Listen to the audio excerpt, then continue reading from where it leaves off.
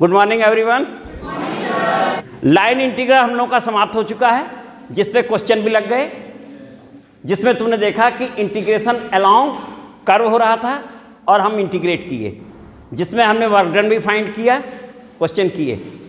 अब surface integral ले लिया जाए बेटा, तो हेडिंग डालना surface integral.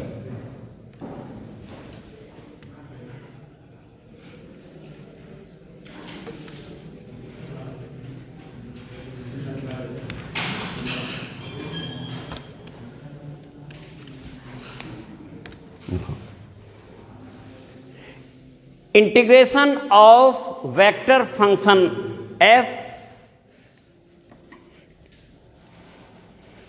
Integration of vector function f along surface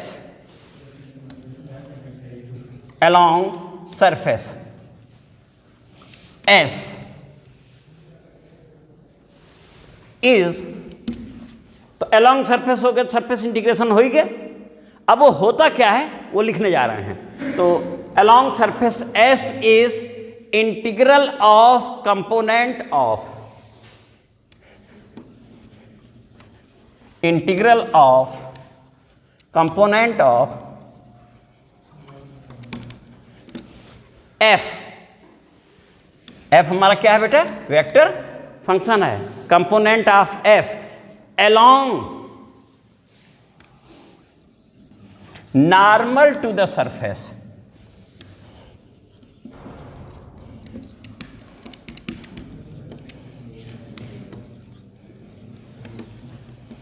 along normal to the surface. अब नॉर्मल टू द सरफेस क्या होता है बेटा? आगे ग्रेडियंट आ गया नहीं बेटा? इंटीग्रेशन में ग्रेडियंट आ गया ना, और वो क्या है? f का कंपोनेंट along नॉर्मल, यानी हो जाएगा बेटा ना। तो यहां से बेटा जैसे ही हमने लिखा, तो नेक्स्ट पॉइंट तुम लोग लिखोगे component of f along normal to the surface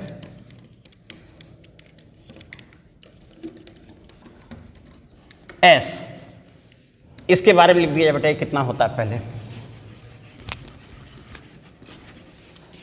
this is equal to f dot n cap, component of f along normal to the surface. तो यहां n क्या है बेटा? नॉर्मल टू द सरफेस है, और जो कि कितना होता है? ग्रेडियंट होता है उसका, ये यूनिट नॉर्मल है। तो n cap equal to gradient f upon modulus gradient f। ये f क्या है? ये सरफेस s जो है वो है। सरफेस s का कोई इक्वेशन गिवन होगा, फंक्शन गिवन होगा, तो f क्या है? सरफेस s है। f is surface s। जो हमारा सरफेस s है वो डिफाइंड इसके द्वारा है, होगा बेटा। अब यहां पर जब हम इंटीग्रेशन करेंगे तो एक शब्द बेटा और आएगा,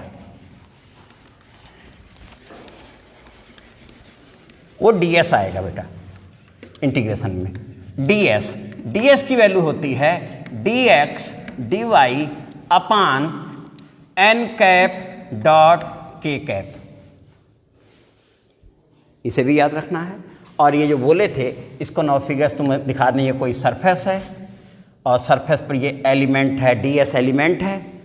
ds एलिमेंट पर ये तुम्हारा नॉर्मल टू द सरफेस, ये जो n है इसकी डायरेक्शन में होगा तो यूनिट n कैप हो जाएगा। और ये तुम्हारा कोई क्या फंक्शन क्या है? f है, होगा बेटा। वेक्टर फंक्शन f है, नॉर्मल है, component of f in the direction of normal, n cap हो जाता है। तो इसे n लिखें n कैप लिखें दोनों चलेगा, ठीक है बेटा यहां तक। अब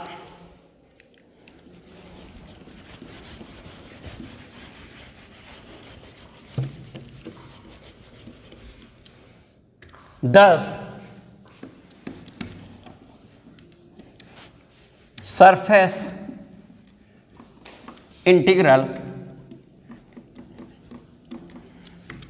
of F along surface S equal to sigma f dot n cap. This is equal to double integral along surface S f dot n cap ds.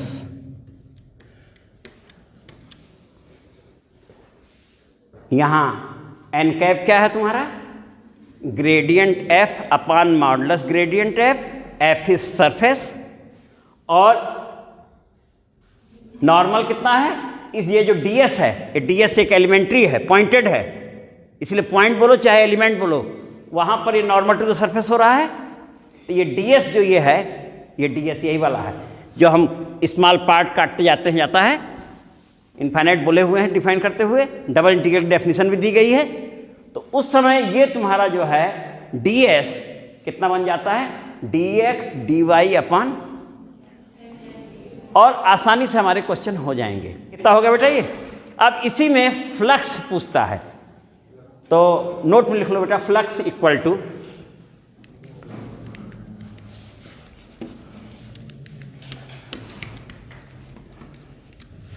Double integral this, ये यहाँ f क्या है? वेलोसिटी ऑफ फ्लूइड या liquid है, where f is velocity of fluid or velocity of liquid. तो flux अगर हमसे पूछ रहा है तो ये तुम्हारा सरफेस ही तुम्हारा है integral f dot n d s, और ये अगर जीरो आ जाए तो हमारा जो फंक्शन है, वेक्टर फंक्शन f है, वो क्या हो जाएगा? सॉलिनॉइडल हो जाएगा। नोट कर लो बेटा। तो इतना काफ़ी है, इस पे क्वेश्चन बेटा फिर अगले लेक्चर में लिया जाएगा। Thank you.